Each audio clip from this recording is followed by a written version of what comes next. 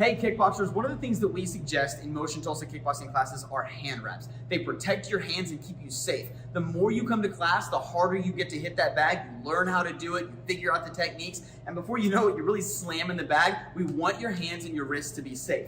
Kickboxing gloves do a good job of padding your knuckles, but they don't do a good job of protecting your wrist and keeping it from turning. One of the things that you'll see is as you strike the bag, so your hand moves in and your wrist gets a little weak. We really want to be careful. Yes, you can focus on it, but that takes some brain power away from what you're doing in class. The tighter your hand wrap is, or the better your hand wrap is, the less likely you are to hurt yourself. So when you're doing using hand wraps, there's 3 different major kinds of hand wraps: 180 inch, 120 inch, and 108 inch. That's just the lengths of the hand wraps, and that's personal preference on how much wrap you want on your hand. You may not have a personal preference because you don't know what you like, and that's okay. They're 10 bucks a piece. If you don't like the ones you got, use a different one. There's also 2 different styles of actual cloth. There's a non-stretchy, which is more like a traditional one, and then there's a stretchy cloth. So a lot of our ladies like the stretchier ones better. I tend to prefer the non-stretchy ones because I like to feel it. It's up to you, okay? So when we're wrapping the hand, there's this super convenient little thing that says this side down, right? I think this side down.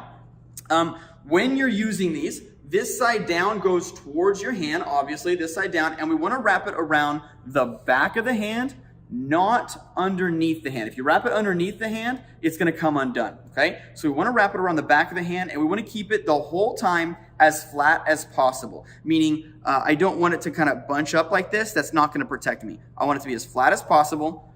What I'm going to do here, because these are 120 inch, is I'm going to wrap around one time, and then I'm going to do my next step. Now, if you had 180 inch ones, you would probably want to wrap around more than one. So if I had 180, I would wrap here, and then I would wrap again. That's most likely 3 wraps is what I would do if my my wraps that I have here were long ones. I'm not going to do that. I'm going to wrap around one time, then I'm going to come around through the hand. So I go under the hand like this, and I go back over. Now this step right here is going to start to protect my hand, and it's really important to see how wide I got my fingers. I keep my fingers super wide the whole time, especially because my wrap is not stretchy. If I relaxed my hand, see how squishy I can get that?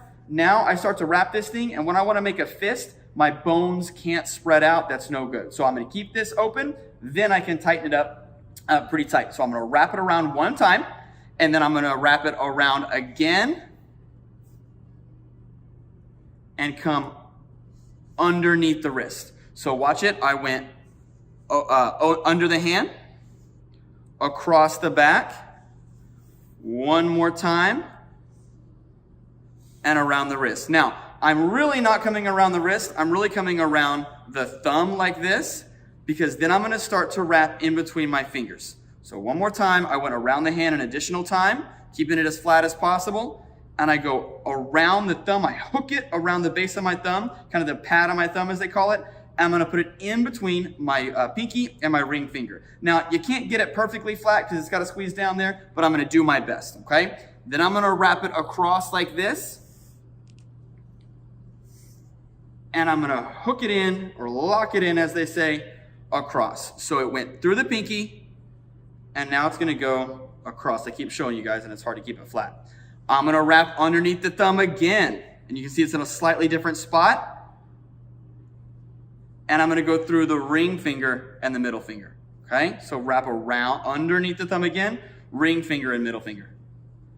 Then I do my little lock in like that, okay? It's a little wrinkle, no big deal.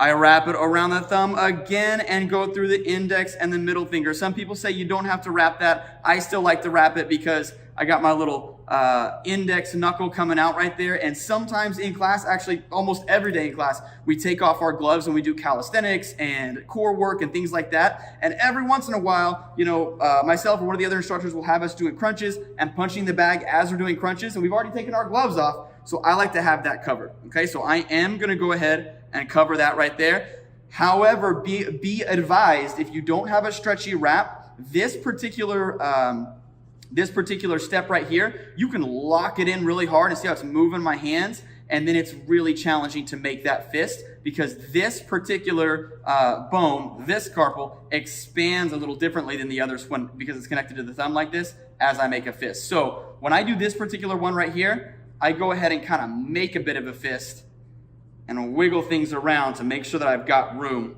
as I lock it across the back one more time. So now you can see that I've got these three little things going across in between here, in between here, and in between here.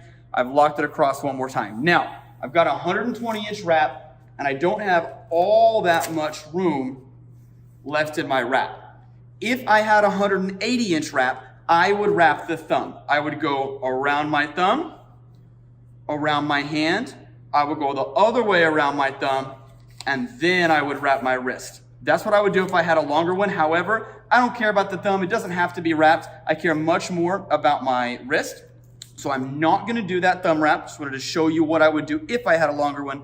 I'm gonna wrap it around my hand. I'm gonna go around my hand one more time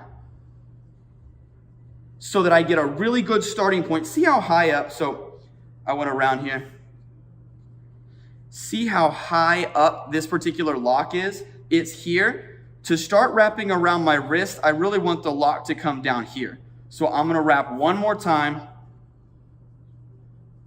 and bring it a little lower. Now it's coming right across my bone right there.